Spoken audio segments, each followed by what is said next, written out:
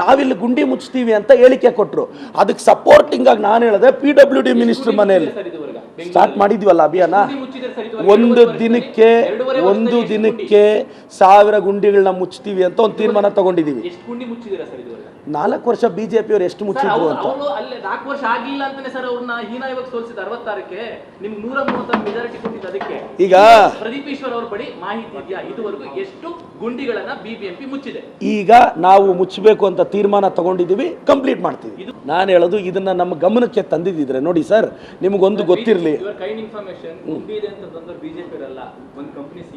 ನೋಡಿ, ಒಂದು ನಿಮ್ಮ ಗಮನಕ್ಕಿರಲಿ ಸರ್. ಇವತ್ತು BJP ಕ್ಷೇತ್ರದಲ್ಲಿ ಶಿವಮೊಗ್ಗದಲ್ಲಿ ನಮ್ಮ ಯಡಿಯೂರಪ್ಪ ಸಾಹೇಬರು ಮುಖ್ಯಮಂತ್ರಿಗಳಾಗಿದ್ದಾರಲ್ಲ, ಈಗ ವಿಜೇಂದ್ರನ MLA ಆಗಿದ್ದಾರಲ್ಲ, ಎಲ್ಲ ಗುಂಡಿಗಳು ಮುಚ್ಚಿಬಿಟ್ಟಿದಾರಂತ. ಅವರು ನನ್ನ ಬೇಸಿಕ್ ಕ್ವಶನ್ ಮುಚ್ಚಿಬಿಟ್ಟಿದಾರಂತ. ನಿಮ್ಗೆ ಏನೇ ಪ್ರಶ್ನೆ ಕೇಳಿದ್ರು ಆಪೋಸಿಷನ್ ಅವರು ಕ್ಷೇತ್ರ ಮುಚ್ಚಿಲ್ಲ ಅನ್ನೋದು ನಿಮ್ಮ ಉತ್ತರ. ಕ್ವಶನ್ ಹಂಗಲ್ಲಣ. ನಾವು ರಸ್ತೆ ಹಾಕಿದ್ರೆ ಆ ರಸ್ತೆಯಲ್ಲಿ ಕ್ವಾಲಿಟಿ ಇಲ್ಲ ಅಂದ್ರೆ ಗುಂಡಿ ಬೀಳುತ್ತೆ. ನೋಡಿ, ನಾವು ಅಭಿಯಾನ ಸ್ಟಾರ್ಟ್ ಮಾಡಿರೋದೇ ಇವಾಗ ನೋಡಿ. ಒಂದು ರಸ್ತೆ ಗುಂಡಿ ಬಿದ್ದ ಮೇಲೆ ಗುಂಡಿ ಮುಚ್ಚೋದು, ಗುಂಡಿ ತೆಗೆದು BJP ಇರ್ತಾರೆ, ಗುಂಡಿ ಮುಚ್ಚೋದಲ್ಲ. ಪ್ರತಿಭಟನೆ ಮಾಡಿದ್ರಿ ಗೊತ್ತಾ ಗುಂಡಿಗೆ?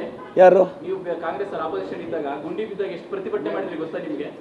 ಎಷ್ಟು ಮಾಡಿದ್ರಿ ಗೊತ್ತಾ ಸರ್ ನಿಮಗೆ? ಈಗ ನೋಡಿ ಸರ್, ಪ್ರತಿಭಟನೆ ಮಾಡಿದ್ರಿ ಗೊತ್ತಾ? ನನಗೆ ಗೊತ್ತಿರೋ ಪ್ರಕಾರ ನೀವು BJP ಸೇರ್ಕೊಳ್ಳಿ ಸರ್, ಒಳ್ಳೆ ಫ್ಯೂಚರ್ ಇದೆ. ಅಲ್ಲಲ್ಲ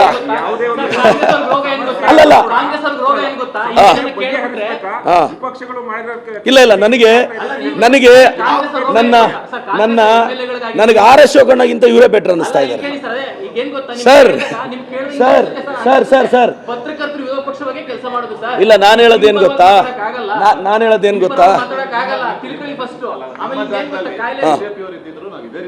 ಅಲ್ಲಲ್ಲ, ನನಗೆ ನೀವು ವಿರೋಧ ಪಕ್ಷದವ್ರಿಗಿಂತ ಚೆನ್ನಾಗಿ ಕೆಲಸ ಮಾಡ್ತಿದ್ದೀರಾ ಅಂತ ಅಪ್ರಿಷಿಯೇಟ್ ಮಾಡ್ತಿದ್ದೀನಿ. ಅಲ್ಲ, ಒಳ್ಳೆ ಫ್ಯೂಚರ್ ಇರುತ್ತೆ ಅಂತ. ಥ್ಯಾಂಕ್ ಯು ಸರ್, ನನಗೆ ಫ್ಯೂಚರ್ ಇದೆ ಅಂತ ಒಪ್ಕೊಂಡಿದ್ದಕ್ಕೆ. ಇಲ್ಲ, ಹಂಗೇನಿಲ್ಲ ಸರ್, ನೀವು ಆರಾಮಾಗಿರಿ. ಅಪ್ರಿಷಿಯೇಟ್ ಮಾಡಿದ್ದೀನಿ ರಾಜಕಾರಣದಲ್ಲಿ ಫ್ಯೂಚರ್ ಇದೆ ಅಂತ ಅಲ್ವಾ?